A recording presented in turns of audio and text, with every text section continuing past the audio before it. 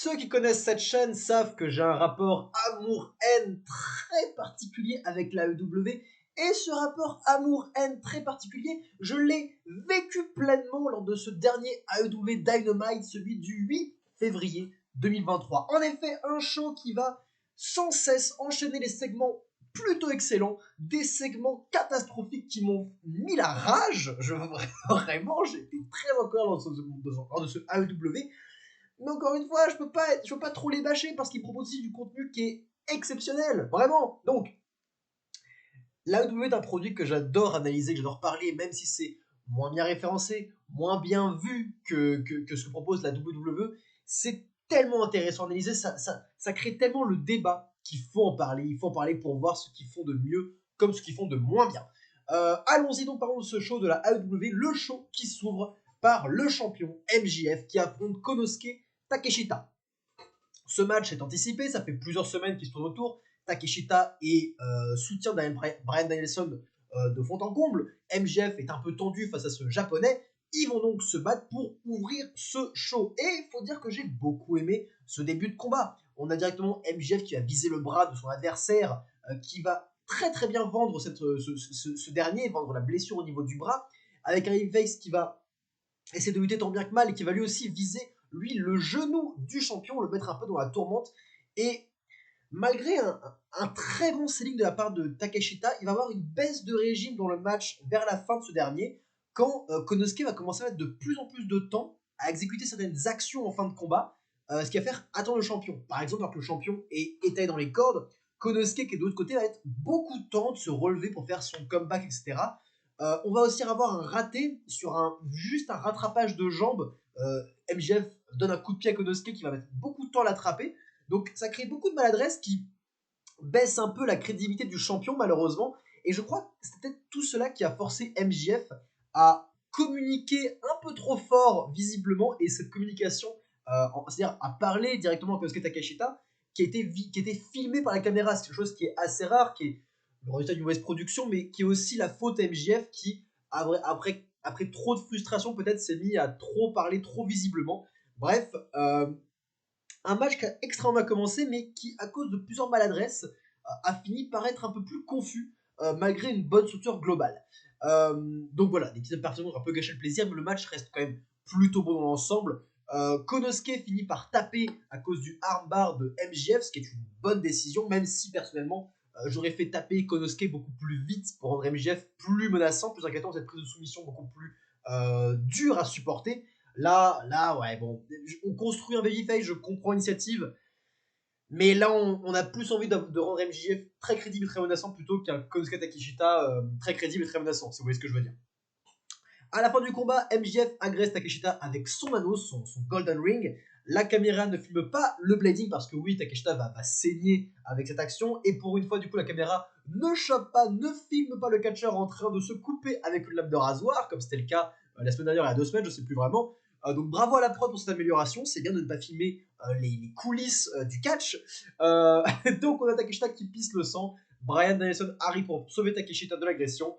Les deux adversaires, MJF et Bryan, se toient, se ziotent du regard. C'est une bonne fin de combat. On hype leur match à Revolution.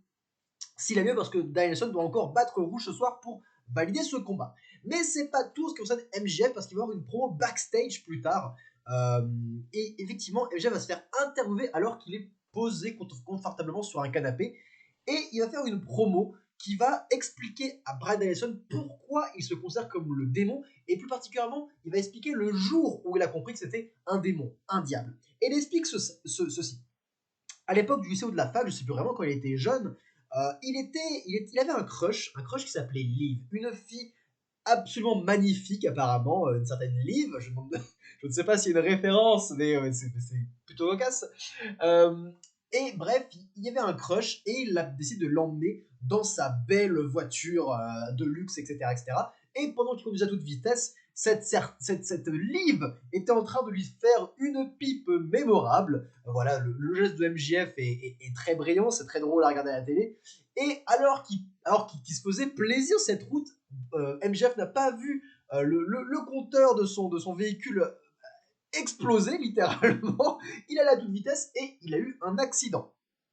Et là la promo devient un peu choquante parce qu'il explique que, alors qu'il était en train de se remettre de ses esprits, il tenait dans ses mains la tête ensanglantée et morte de Liv. C'est horrible ce qui se passe. Donc, l'accident a conduit à la mort de son crush, Liv. Et alors que la police arrivait, MJF a compris que c'était le démon parce que à ce moment-là, il a eu le réflexe de placer Liv à la place de la conductrice et lui de se mettre en place de passager, se permettant ainsi d'éviter tout problème avec les autorités. Alors, effectivement, c'est pute, c'est horrible. Non, c'est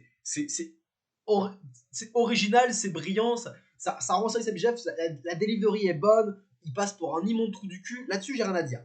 J'ai un petit problème en revanche, c'est que cette histoire, bien qu'elle ait été bien racontée et assez originale, j'ai pas pu empêcher de me dire, MJF, si ce que tu dis est vrai, là t'es en train d'avouer la vérité de quelque chose qui est extrêmement grave en live à la télévision nationale. Ça peut aller loin. Si la famille entend ce que tu as dit, et ils vont entendre ce que tu as dit, ils vont appeler les autorités, ils vont demander procès, tu vas aller au tribunal et tu vas faire de la prison. Vous voyez ce que je veux dire? Alors, pour regarder cette histoire, j'étais en mode, mais qu'est-ce que tu fais, espèce de con? Pourquoi tu dis ça? Ça ne fait aucun sens qu'un personnage, dans un contexte qui se veut réaliste, ancré dans la réalité, raconte cette histoire, fasse cet aveu. Il n'y a aucun intérêt. Il se met dans la merde là en faisant ça. Ça dépasse la sphère catchess, ça dépasse. Encore une fois, je sais bien que MJF n'a pas fait ça. On parle de scénario, on parle de personnage évidemment.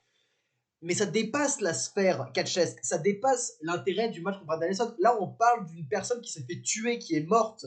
On parle d'un déni de crime. Vous voyez ce que je veux dire? C'est horrible. Alors, je comprends ce qu'a voulu faire MJF, se mettre de la hit, la librairie était bonne, c'était original, mais je ne crois pas que cette promo lui a servi. Je crois pas que ça a fait l'effet escompté. Moi, ça m'a un peu sorti de la chose. J'étais en mode, ouais, c'est peut-être un peu too much. Un peu too much. On parle un peu too much. Le mec a agressé une meuf, enfin, il l'a laissé pour morte. Un peu too much. Mon dieu, c'est horrible. Donc, vous voyez, on touche à des choses quand même assez touchy et c'est pas vraiment efficace. Ça sert pas à grand chose. C'est pas logique en fait. Donc pas la peine de toucher des choses aussi touchy, aussi susceptibles, si c'est pour pas amener quelque chose de concret, de vraiment efficace, c'est vraiment positif sur le long terme. Bref, segment suivant.